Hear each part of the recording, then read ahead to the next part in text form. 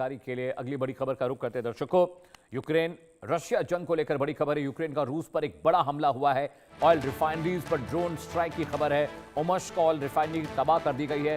Ukraine ने रूस की सबसे बड़ी ओमस्क ऑयल रिफाइनरी पर हमला किया है। रिफाइनरी यूक्रेन सीमा से करीब 2500 किलोमीटर दूर बताई जा रही। शुरुआती रिपोर्ट्स के मुताबिक हमले के बाद परिसर में आग लग जाने की खबर है। आग लगने की सूचना मिली, जबकि रूसी अधिकारियों ने ड्रोन हमले की पुष्टि करते हुए एयर डिफेंस कार्रवाई का दावा किया है। इस वक्त की बड़ी खबर हम आपको बता रहे हैं दर्शकों, वहां पर एक बड़े रिफाइनरी पर हमला हुआ। अतुल रंजन ज्यादा जानकारी के साथ जुड़ रहे हैं। अतुल, ये इंफॉर्मेशन हम दर्शकों से साझा कर रहे हैं। एक बड़ा हमला है और यूक्रेन लगभग हर बार यही कोशिश कर रहा है कि जो उनका एनर्जी सेक्टर है, एनर्जी स्टोरेज है रशिया का, उसको बर्बाद कर दिया जाए। जी बिल्कुल, यूक्रेन की लगातार ये कोशिश रही है और उस सिलसिले में हम देख रहे हैं कि एक और जो है यूक्रेन ने हमला किया है। इस बार जो हमला है वो यूक्रेनी सीमा से तकरीबन 2,500 किलोमीटर दूर जो साइबेरिया का क्षेत्र है वहाँ का एक ओमेस्क जो रिफाइनरी क्षेत्र रिफाइनरी एरिया है ऑयल सेल का, वहां पर ये ड्रोन से हमला किया गया है। और जो तस्वीरें हम देख रहे हैं उसमें किस तरह से हमले के बाद आग और धुएं का गुबार जो है वो साफ साफ देखने को मिल रहा है। अब जो ये जो हमला हुआ है इसे जो है रूसी जो अधिकारी हैं और जो रूसी तंत्र है उसे भी उसकी तरफ से इसकी पुष्टि कर दी गई है। और ये कहा गया है कि जो तमाम जो ड्रोन जो आ रहे थे उसको जो है नष्ट भी किया गया है, ऐसा रूसी जो सेना है और रूसी अथॉरिटीज है उनका कहना है। लेकिन जैसा कि आपने बताया कि लगातार यूक्रेन की एक कोशिश रही है कि किस तरह से जो तेल के ठिकाने हैं रूस के, उस पर लगातार हमला किया जाए।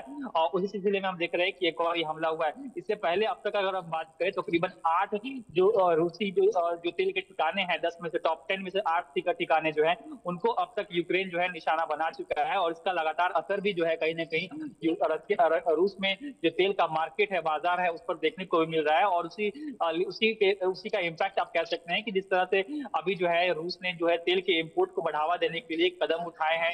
साथ ही साथ कजाकिस्तान से भी जो है तकरीबन 50,000 टन की जो है तेल की सप्लाई की बात हो रही है। तो लगातार जिस तरह से हमले हुए कहीं ना कहीं रूस उससे कदम उठा रहा है। अभी जो फिलहाल जो ओमेस्क में जो है ये हमला हुआ है तेल रिफाइनरी पर, उसकी क्षमता बहुत ज्यादा थी। इसकी क्षमता तकरीबन 2.2 करोड़ टन जो है बताई जा रही है तेल उत्पादन की क्षमता थी। तो कहीं ना कहीं ये जो हमला हुआ है ये यूक्रेन की तरफ से काफी घातक हमला हुआ है। और रूस जो है कहीं ना कहीं इस बात को लेकर लगातार परेशान है कि जिस तरह से यूक्रेन जो है उनके तेल के जो ठिकाने है उस पर हमला कर रहा है। और जो रूस का जो आप कह सकते हैं कि जो आय का जो एक अहम स्रोत है जिससे पूरा रूस जो है अपना वॉर को जो फंड कर रहा है उसको कहीं ना कहीं सीधा यूक्रेन जो है निशाना बना रहा है, ताकि यूक्रेन ताकि रूस की जो वॉर की फंडिंग है सीधा उसी पे सोर्स किया जाए और उस तरह से जो है किस तरह से रूस को कमजोर किया जाए। बिल्कुल ठीक है अतुल, आप बता रहे हैं।